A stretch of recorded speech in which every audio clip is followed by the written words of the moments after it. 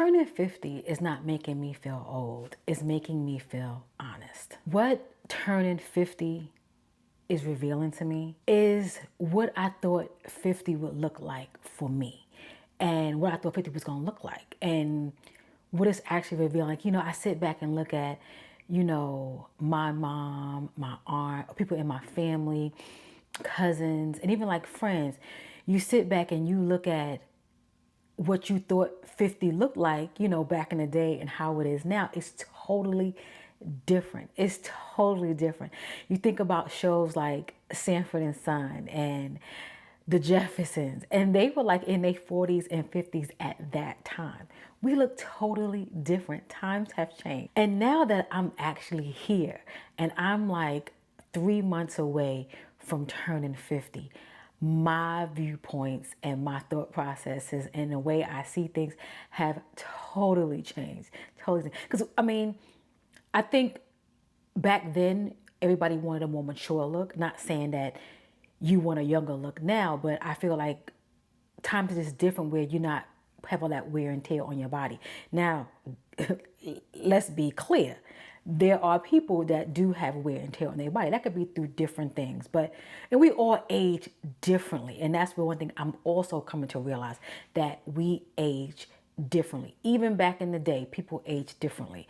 Someone that can be a year or 2, 3 years from the next person, one person might be just out there going. Forget even how they all look on the outside.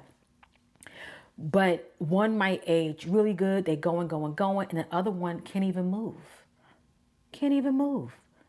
And nobody may have lived a hard life, nothing like that. It's just all about how we age, genetics and things like that. It's so many factors.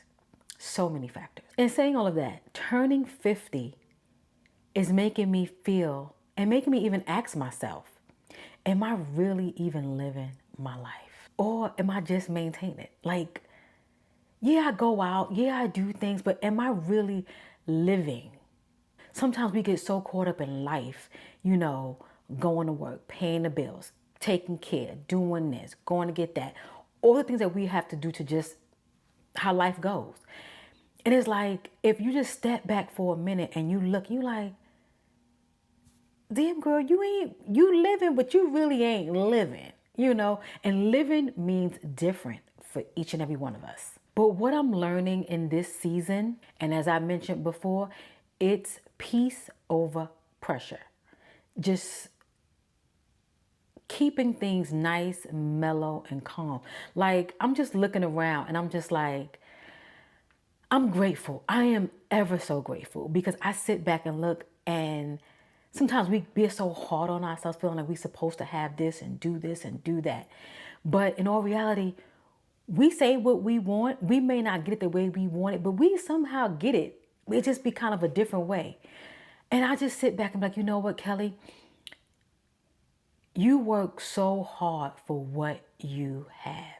You sat down, you thought about it, you talked about it, you wrote it down, you did everything, and you did it. You did it. But in saying all of that, time does feel different. Times feel different. Like, think about when we were young, right? We would feel like Christmas and Easter, these holidays and whatnot, right, would take so long to come, because you want Christmas, you want your new stuff. Easter, you want that new outfit, you can go to the movies. For us who from New York, you want to go to Fordham Road, you want to go to the Fordham Plaza to go to the movie theater. All the things, you wanted that, right? And it's like, now here we are and time is just going.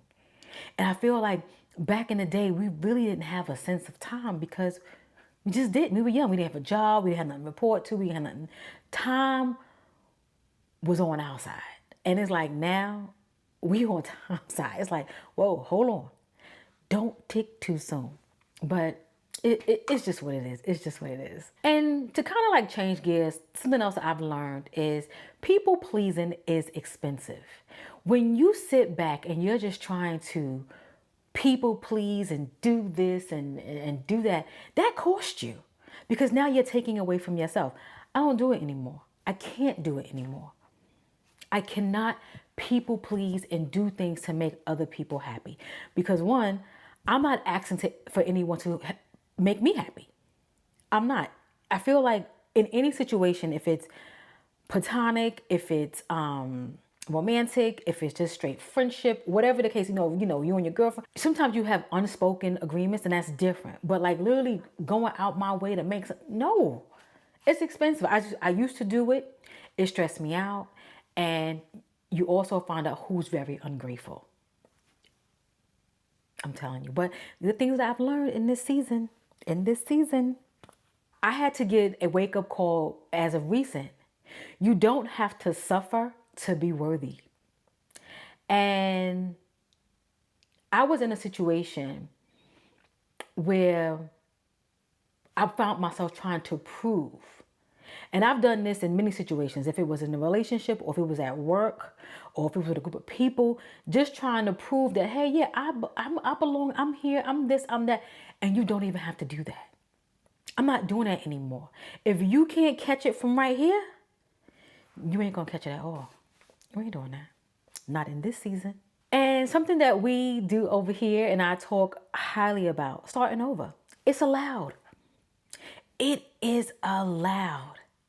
Because think about it. If you don't start over and you just stay stagnant, you're never going to get what you want, never going to grow, never going to go forward or anything. But starting over is always good. It's always allowed. Start over. Do what you have to do. Make it pleasant. And that's what I do. I start over. Like, believe it or not, I'm in a season, and in due time I will share more. I am starting over. And I'm okay with that. In the beginning, I was like, Kelly, I said, no. We don't do that over here. We start over. Tear the sheet out the notebook. We don't care if the whole freaking notebook fall apart. If it do, throw that one away, buy a new one. So it's allowed. There's no blueprint to this life. There's no manual. There's no nothing. We are all winging it. Yeah, we have tools and different things and things that tell you how you should live, what you're supposed to do. But who said that's even right? It's like we question something, we don't question other things. We question, don't get me started. But yes, starting over is allowed. And your girl is in a start over moment.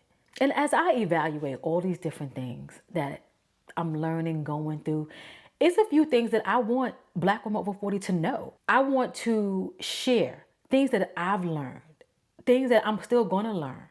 But I've learned, and I just want to let other women know. And that is, you're not behind. You can still change your life. Your desires still matter. Softness is allowed. You don't have to be hard, rough, tough, and all the things. You can be soft. It's okay. I know sometimes us as single women, when you're taking care of things, you got to be the man, be the woman, be the person that makes the decisions, the person that follows the decision. You're doing everything.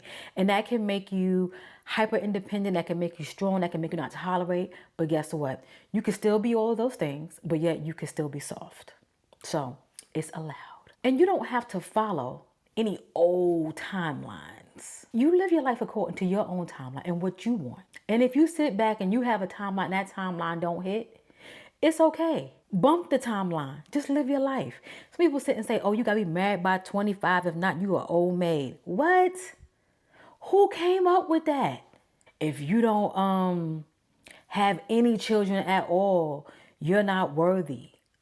Who came up with that? I tell you, if you ever just sit back for a minute and think about all the rules and regulations that are made for women, you have to sit back and say, who created these rules? And why are these rules there?